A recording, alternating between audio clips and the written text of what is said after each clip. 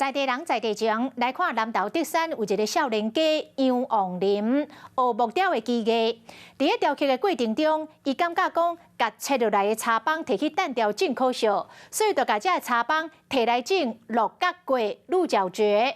三整四整是整出着一大片的六角龟，嘛为家己佫开创着另外一项的新事业。 真侪款雕刻茶作品，拢是由这个少年仔杨王林一手完成的。伊主要是伫咧做水田，有慢慢小概来向大叔学做雕刻茶，落尾佮家己开一间工作室。我觉得把那种烂烂的木头，把它用的像一个作品，感觉还蛮有成就感的。伫咧疫情期间，有真侪人拢会学种花草来做吉香。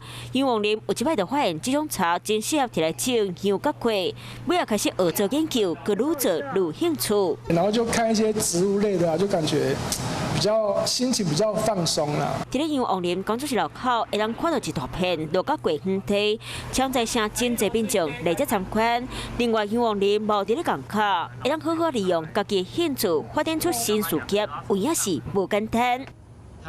嗨，我是庄宇杰。想要看到更多的新闻内容吗？赶快订阅华视新闻的 YouTube 频道，并且开启小铃铛，跟着宇杰一起看新闻吧。